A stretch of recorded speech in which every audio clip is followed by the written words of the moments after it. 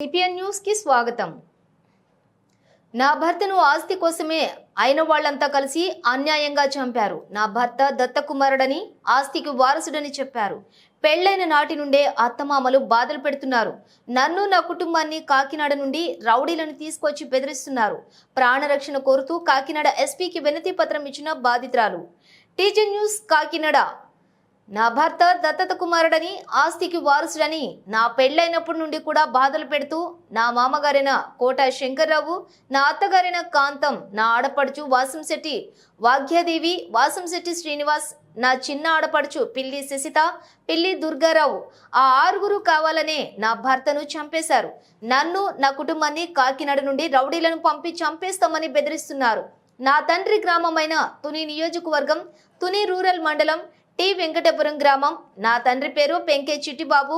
నాకు కాకినాడ రూరల్ మండలం చీడిగా మునసబ్ వీధి డోర్ నెంబర్ 1-339 కాపురస్తులు కోట శంకర్రావు కుమారుడు శ్రీనివాసరావు 15/12/2023 తేదీన ఇరు పెద్దల సమక్షంలో నాకు వివాహం జరిగింది. కట్న కానుకల క్రింద 5 లక్షల రూపాయలు, ఆడపడుచు కట్నం క్రింద 1 లక్ష రూపాయలు, 2 కేజీల వెండి సామాన్లు, 1/2 తులం బంగారు ఉంగరం, 1 తులం బంగారు గొలుసు, 30 సెంట్ల భూమి మరియు 50,000 రూపాయల సారీ సామాన్లు ఇచ్చి నా అత్తగారింటికి నా తల్లిదండ్రులు పంపించారు.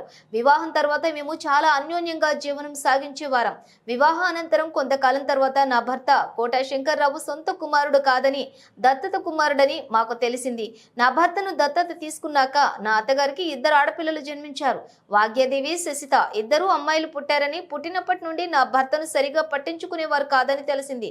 నా వివాహమైన 6 నెలల తర్వాత ఈ కట్నం చాలదని, మాకు భూములు, ఆస్తులు, ఇళ్ల స్థలాలు, ఇళ్లు ఉన్నాయని, అక్కడ ఉన్న 30 సెంట్ల భూమి కూడా అమ్మేసి తీసుకురావాలని అనేక సార్లు నా అత్తమామ, ఆడపడుచులు మరియు వారి యొక్క భర్తలు నా మీదకి గొడవకి దిగేవారు. ఈలోగా ఆషాఢ మాసం రావడంతో నా తల్లిదండ్రులు మా గ్రామం టి వెంకటపురం తీసుకుని వెళ్లారు. తీసుకుని వెళ్ళినప్పటి నుండి నా భర్తను నాతో మాట్లాడనివ్వకుండా, నన్ను అక్కడకు తీసుకెళ్లనివ్వకుండా చేసి, నా తండ్రి ఇచ్చినటువంటి 30 సెంట్ల భూమి అమ్మి ఇస్తేనే మేము తీసుకెళ్తామని నా మామగారైన కోట శంకర్రావు, నా అత్తగారైన కాంతం, నా ఆడపడుచుగా వాసంశెట్టి వాగ్యదేవి, వాసంశెట్టి శ్రీనివాస్, నా చిన్న ఆడపడుచు పిల్లి శశిత, పిల్లి దుర్గారావు, ఈ 6గురు నా భర్తను దత్తత తీసుకున్నారని, ఈ ఆస్తి అంతా కూడా నా భర్తకే ఇవ్వాలని కక్ష పెట్టుకుని నన్ను, నా భర్తను కలవకుండా చేసి ఆషాఢ మాసం తర్వాత నన్ను కాపురానికి తీసుకువెళ్లకుండా 28/10/2024 తేదీన ప్లీడర్ నోటీస్ ఇవ్వడం జరిగింది. అయితే దానికి మేము తుని రూరల్ పోలీస్ స్టేషన్లో 11/11/2024 తేదీన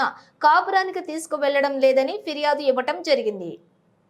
తుని పోలీస్ వారు సమక్షంలోని నా అత్తగారి పెద్దలు, నా పెద్దలు కలిపి 2 అలాగే 20/11/2024 తేదీన నన్ను కాపురానికి తీసుకువెళ్లడానికి అదే రోజు 10 లక్షల రూపాయలు నా భర్త, అత్తమామలకు పెద్దల పోలీసుల సమక్షంలో కాగితాలు వ్రాయించుకోవడం జరిగింది. అయితే ఈ డబ్బు తీసుకున్న తర్వాత నా భర్తను పంపిస్తామని చెప్పి పంపలేదు. తర్వాత నా ఆడపడుచులు, వారి భర్తలు, నా అత్తమామలు నా భర్త మీద కక్షతో మీరు బయటకు వెళ్ళి బతకండి అని వీరంతా చెప్పేవారు. ఆస్తంతా నా భర్తకు పోతుందనే భయంతో ఉండేవారు. నా పెద్ద ఆడపడుచు భర్త అయిన వాసంశెట్టి శ్రీనివాసరావు ఎలక్ట్రికల్ పని నా భర్త, అతను కలిపి చేసేవారు. అలాగే ఏం జరిగిందో కానీ 4/12/2024 తేదీన నా భర్త చనిపోయారని కాకినాడ జీజీహెచ్కి రమ్మన్నారు. ఆ వెంటనే నా కుటుంబ సభ్యులంతా కూడా కాకినాడ జీజీహెచ్కి రావడం జరిగింది.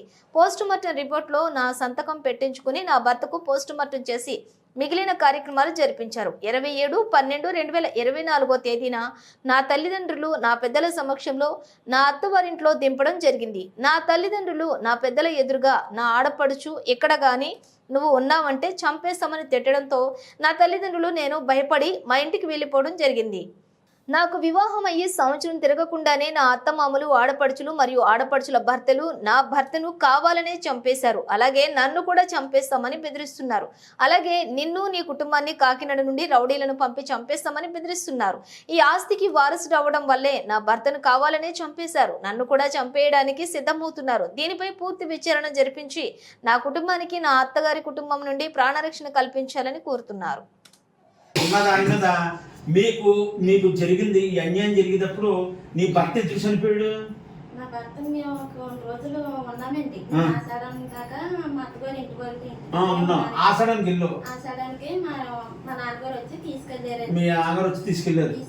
ఆ. మా అత్తగారు రాలే తీసుకెళ్ళమని చెప్పారండి. ఆ. చెప్తే మా నాన్నగారు వచ్చి తీసుకెళ్ళాడండి. ఆ. తీసుకెళ్ళాక ఆషాఢం అయిపోయింది, రెండే బాబు అలాగని మా నాన్నగారు ఆ. మా అత్తగారు ఇంటికి వెళ్ళి ఇప్పుడు ఆషాఢంకి వెళ్ళావు. ఆషాఢంకి వెళ్ళినాక ఏం జరిగింది ఆషాఢానికి వెళ్ళాక రెండే మీరు తీసుకెళ్ళిపోద్దిగా మీకు అని కబుర్ ఇచ్చారు. పొలం తీసిపోద్ది. ఆ తర్వాత ఏం జరిగింది? ఇంకో వస్తాం అదిగో వస్తాం అని రాకంట నోటీస్ పంపించారు. ఏది పేట నోటీస్ పంపించారా? Peter notice. పేట నోటీస్ పంపించినాక మీరేం చేశారు అప్పుడు? ఇదేంటండి ఎలా పంపిస్తున్నారు, వస్తానన్నారు కదా రాలేదు, ఆ. ఇంకా ఏమీ జరగలేదు కదా, ఆ. అప్పుడే ఎలా పంపించారేటండి, ఆ. పెద్దల్లో పెట్టి మాట్లాడుకుందాం రండి ఆ. అలాగని మా నాన్నగారు చెప్పారండి. ఆ. చెప్తే ఇదిగో వస్తాం అదిగో వస్తామని పీటర్ నోటీస్ పంపించి ఆ. మేము ఇంక మాకొద్దు అలాగని అన్నారండి. అప్పుడు మీరు తుల్లో పోలీస్ స్టేషన్ కేసు పెట్టారు అప్పుడు? నేను పోలీస్ స్టేషన్ లో మేము నాకు కాపురం కావాలా అలాగా నేను ఆ. కేసు వేసానండి. ఆ. వేస్తే అప్పుడు కూడా రాలేదండి. ఆ. రాకపోతే వస్తాం లేదంటే అలాగనంటే ఏదోలాగా అక్కడ పోలీసులు రప్పించారండి. పోలీసులు రప్పించారు. పోలీసులు రప్పించినాక ఎప్పుడు తీసుకెళ్తానని చెప్పారు? 4వ తారీఖుని డిసెంబర్ 4వ తారీఖుని ఆ. వచ్చారండి. డిసెంబర్ 4వ తారీఖున చనిపోయాడు అన్నా కదా? అవునండి. ఆ. 11వ నెల ఆ. ఆ నెలలోని వచ్చారు. ఆ. వస్తేనే తీసుకెళ్తాము 4 రోజులు టైం కావాలా అలాగని అని పోలీస్ స్టేషన్ లో కాగితాలు రాసి కాగితాలు రాసుకున్నామండి. ఆ. మా అందరి సంతకాలు కూడా తీసుకున్నారండి. ఆ. తీసుకున్నాక ఆ. వెళ్ళిపోయారండి. ఆ. వెళ్ళిపోయాక 4 రోజులు గడిచిందండి. 4వ రోజుని మీ ఆయన చనిపోయారు ఆ. రండి అలాగని ఫోన్ చేశారండి. మీ ఆయన చనిపోయాడని ఫోన్ చేశారు. ఫోన్ చేశారండి. మరి అప్పుడు వెంటనే ఏం చేయాలమ్మా మరి? మేము వెంటనే వెళ్ళడానికి నాకు కూడా ఫోన్ చేసి చెప్పలేదండి. ఆ. నాకు ఫోన్ చేసి చెప్పలేదు, ఏమైందో ఏటో కూడా నాకు చెప్పలేదండి. ఆ. మా బావ ఎక్కడో దూరంగా ఉన్నాడండి. ఆ. 4 ఊరు దూరంలో ఉంటే ఆ. మా నాన్నగారికి ఇప్పుడు అక్కడి నుంచి మీరు ఇక్కడికి వచ్చేసారు. అండి. మరి అక్కడ ఏ విధంగా చనిపోయాడు? ఏ విధంగా చనిపోయాడు అంటే పైన కరెంట్ స్తంభం ఎక్కాడు. ఆ. కరెంట్ స్తంభం ఎక్కాడు. ఆ. మా పెద్ద ఆడపడుచు అలా ఆయన ఆ. మా ఆయన కలిసి చేసారు. ఏది మీ పెద్ద ఆడపడుచాల ఆయన మీ ఆయన కలిసి కరెంట్ పని చేసేవారా? ఆ. ఆ. అంటే పైనుంచి ఆ. పడిపోయాడు ఆ.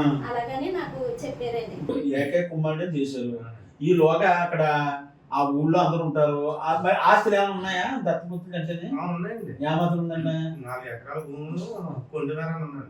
4 ఎకరాల కొండవరం ఉంది. కొండవరం ఉంది. ఆ.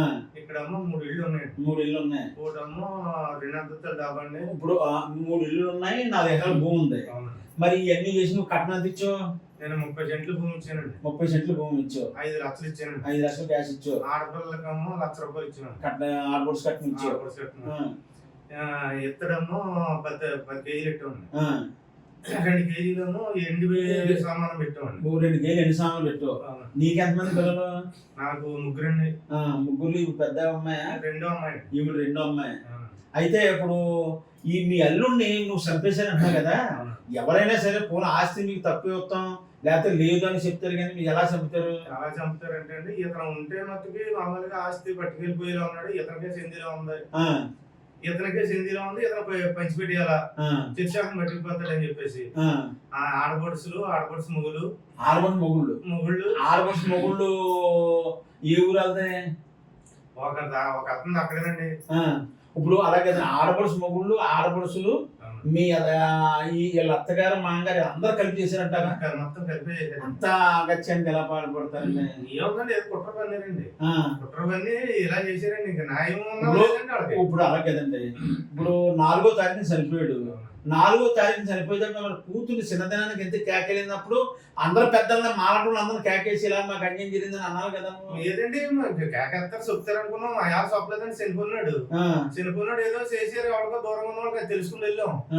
అయితే 3వ రోజు చేస్తారు అనుకున్నాం, 3వ రోజు కుదరలేదు అనుకున్నాం, 5వ రోజు పెడతారు అనుకున్నాం, 4వ రోజు మా తెలకంటే 4వ రోజు పెట్టేయారు. అంటే మీ భార్య తెలకుండా మొగుడు అంటే పెళ్లి చేయలేదా నువ్వు? పెళ్లి ఎందుకు చేయలేదండి బాబు? పెళ్లి చేసాం, పెళ్లి చేసి అన్ని కట్నాలు పెట్టి అన్ని బతికేరం కదని చేసాం, కానీ చేయలేదు పెట్టేవాడి. అయితే ఇప్పుడు వీళ్ళు కావాలనే చంపేశారు. కావాలనే చేశారండి, కావాలనే చంపేశారు. ఈ రోజు తుని నియోజకవర్గం నుంచి టి వెంకటాపురం గ్రామం నుంచి పెంకే, ఏ పేరండి మీ పేరు? పెంకే సిట్టిబాబు మా ఆఫీస్ రావడం జరిగిందండి. వీళ్ళ అమ్మాయి, ఈ అమ్మాయి లోవ కుమార్ ఏంటంటే కాకినాడకు చెందిన చీడిగా ఏరియాకి మున్సిపల్ ఏరియాకి చెందిన కోట శ్రీనివాసరావు తోటి గత డిసెంబర్ సంవత్సరం అవ్వకుండానే సంవత్సరం కింద పెళ్లి చేయడం జరిగిందట. పెళ్లి చేసిన కాడి నుంచి వీళ్ళకి తెలిసింది ఏంటంటే ఈ అబ్బాయి దత్తపుత్రుడు. వాళ్ళకి ఈ అబ్బాయిని పెంచుకున్నాక పెంకే